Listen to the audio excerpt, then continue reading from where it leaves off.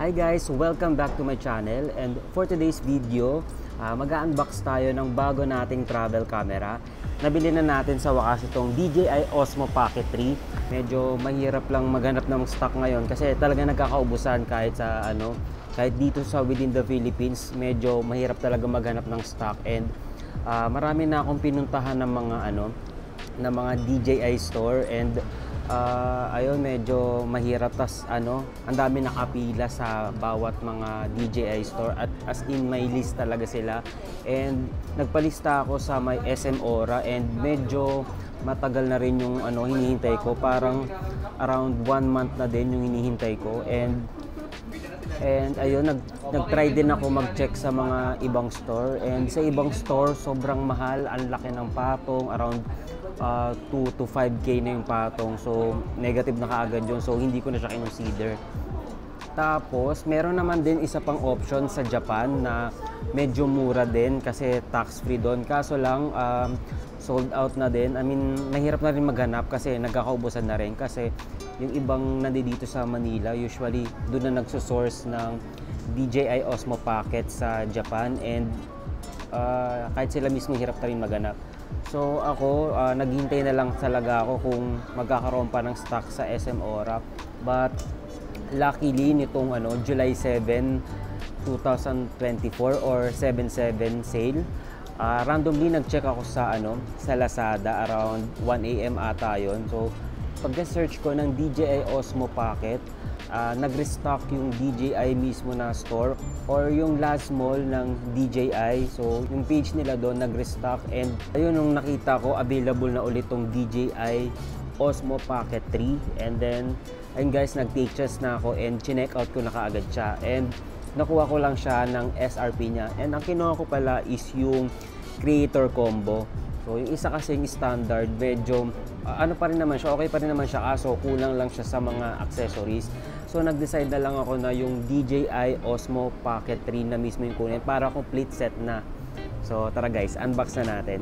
Actually na-unbox ko na siya kasi may note kasi yung seller na kailangan mag-video habang nag-unbox para just in case na may problema sa device, may kulang na accessory, pwede nyo mabalik pwede nyo mabalik dun sa store para mapalitan nila, or mga ganong scenario lang naman.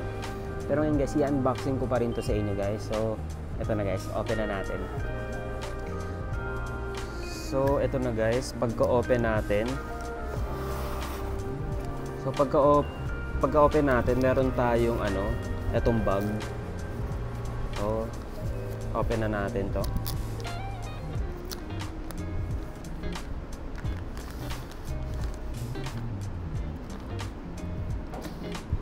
So meron tayong DJI na pouch. So malamang ito na yung mga lagayan ng mga accessory and yung mismong camera.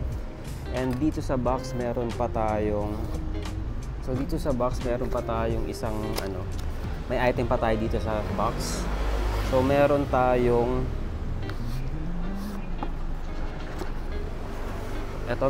protector. Ito yung lagayan ng camera pag hindi mo siya ginagamit, para safe yung yung pinaka-gimbal niya dito. Balik muna natin.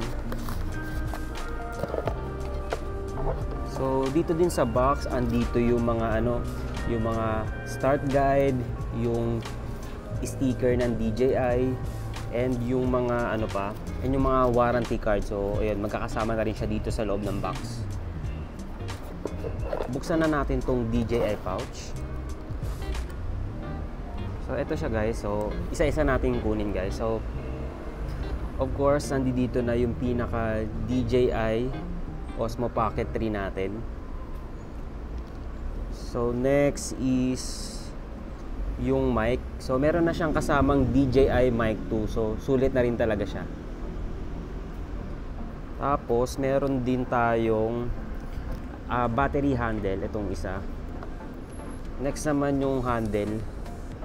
So pansin nyo guys, meron tayong battery tapos itong handle, kasi ito guys, itong mismong DJI Osmo Pocket medyo maikli lang kasi siya. So kung wala kang parang extender dito, parang kung wala kang pinaka extension dito, parang medyo mahirap siyang hawakan, and possible maharangan mo yung mga mic niya sa gilid. Kasi tatlo kasi yung mic ng DJI Osmo Pocket 3.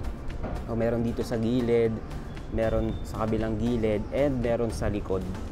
So, tatlo yung mic niya. Pag etong mismong DJI lang yung ginamit mo at pag hindi ka gumamit ng mic. And next natin is mini tripod. So, pag pinagpatong-patong na siya, parang isang mahabang isang mahabang camera na siya. So, mamaya papakita ko sa inyo. And next is itong windscreen. So, itong windscreen nilalagay siya dito sa taas ng DJI Mic 2 para hindi makuha yung mga hangin sa video nyo. So, para mas clear pa rin yung audio nyo. Next natin is itong charger. May kasama na rin siyang charger. Type-C pala yung charger ng pinaka DJI Osmo Pocket and yung sa mic niya. So, ayun, ito lang yung gagamitin natin. And meron pala ditong ito yung magnet.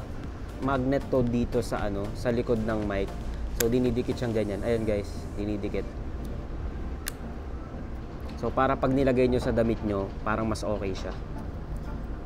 Ako pala kasi meron pala kasi akong DJI Mic 1. So ito siya, gamit ko siya ngayon. So ganito yung magiging kalalabasan niya pag nakalagay na siya sa pag dinikit siya, pag ginagamit niyo siya, ganito na siya pag nilagay niyo sa damit niyo. So naka-magnet lang siya sa likod. So mas madali lang mas madali lang ilagay and hindi siya kusutin sa damit pag nilagay. Parang ganyan. Tapos next natin is wide angle lens. So may kasama na rin siyang wide angle lens and lang din siya, magnetic lang din siya. So pag naka-open na tong DJI Osmo Pocket 3, ididikit lang din siya. So nagma-magnet lang din siya and medyo mapapansin niyo parang mas wide na yung view ng camera. So para siyang naka-fish eye na camera. So parang ganun yung magiging output niya pag ginamit natin tong wide angle lens. So meron din palang nabibili ng mga ND filters. So pwede rin natin i-consider, pero siguro next time ko na lang bilhin pag kailangan. Pero so far hindi ko naman siya kailangan kasi usually ang mga travel vlog ko lang naman is parang simple lang naman yung mga tinitake kong video. Hindi naman ako masyadong gumagamit pa ng mga other parang mga filter masyado. And ito guys, buksan na natin. So ito siya guys, alisin na natin tong nakadikit dito sa pinaka screen ng DJI Osmo Pocket. Ito na guys, madali lang pala siya i-open. So nyo lang, i-swipe nyo lang siya ng pagilid na ganyan. So yun, mag-open na kagad siya and mag-activate na yung lens natin. So ganito siya, ayan, set up lang natin ng konti. Merong so piliin lang natin English language. Tapos meron, pagka open nyo pala sa unang setup nyo pala, parang ipapa-download sa inyo yung DJI Mimo. So pwede nyo i-connect doon sa app ng DJI itong DJI Osmo Pocket nyo, para pwede nyo ma-download sa cellphone nyo yung mga clips, yung mga picture nyo. So yun, pwedeng ganun. So skip na muna natin yan kasi na-download ko na since ginagamit ko rin yung DJI Mimos. So ganito na pala siya guys pag na-open na. So marami rin tong mga setting and so isi-set up ko na lang siya the way I want it to be, pero most likely parang mas gusto ko naka 4K para mataas yung quality ng mga videos natin and yung mga picture natin. And tingnan nyo guys, medyo madilim na dito. Ang ganda ng low light. So yun guys, yung resolution niya is up to 4K and then yung frame rate naman niya up to 60 frame rate. So ayan, pwede mo rin siya gamitin ng portrait ng pag ganito.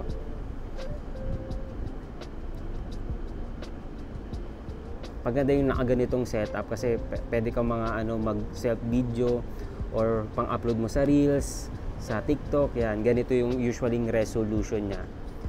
And ayun, so try natin i-set up siya ng buo kasama ng mga ibang accessories.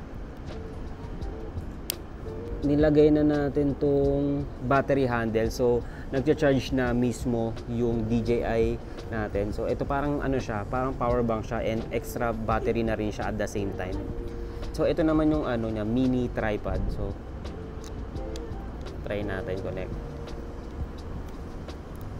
Ano, bale pag nabuo na siya, pag na-setup na natin, ganyan na siya kahaba tingnan. So, meron ka ng space dito para hawakan pag nagbablog ka. Ito na rin yung pinaka ano nyo. Pag nakaupo ka lang, tas gusto mong video-video or hanap ka patungan, patong mo lang ganyan. Kasi na, okay na, di ba? Pag inopen mo naman tong DJI Mic 2, automatically nagko-connect na siya dito sa DJI Osmo Pocket. So, hindi ka na mahihirapan kasi ano na siya eh. Pagka-open mo, connected na. So, gagamitin mo na lang talaga agad siya. So, ganun siya kabilis mag-connect din. So, tara guys, lipat tayo dito. Hi guys, so andito tayo ngayon sa labas and itatry natin tong Osmo Pocket 3. So, mag-test vlog lang tayo ng konti. So, andito ako ngayon sa may Balayan, Batangas and magte-test vlog lang tayo using this Osmo Pocket 3. Sobrang ganda talaga ng quality nitong Osmo Pocket 3. So, makikita nyo guys, kung mako-compare nyo yung previous vlog natin sa vlog na to, makikita mo talagang clear. So, kitang-kita talaga yung mga tigawat natin sa mukha, yan. Parang ganda. So, isa talaga sa pinakagusto ko talaga dito na ano, isa sa pinakagusto kong feature nitong Osmo Pocket 3 is meron siyang active tracking. So, kung mapapansin nyo, para lagi tayo naka-center sa video. So, hindi ko na kailangan i-adjust. So, pag manyan ako, ano, ginigit na parang ginigit na nakaagad ako dito sa frame. So, sobrang ganda ng feature na yun. And also, ano, pag di mo lang ginagamit yung battery extender o yung extender, medyo ano, parang maliit lang yung ano, medyo maliit yung hahawakan mo and possible na matakpan mo rin yung mic sa sa dalawang gilid or sa likod. So, etong gamit ko ngayon, naka-ano lang ako, naka built-in na mic dito mismo sa Osmo Pocket 3. So, ayun lang guys muna. So, next vlog natin is magta-travel na tayo. So, wait nyo lang yung next travel natin and ito na yung gagamitin nating camera. And for sa mga water activities and yung mga adventures, yung Osmo Action camera pa din yung gagamitin natin. Thank you guys for watching and see you on my next vlog.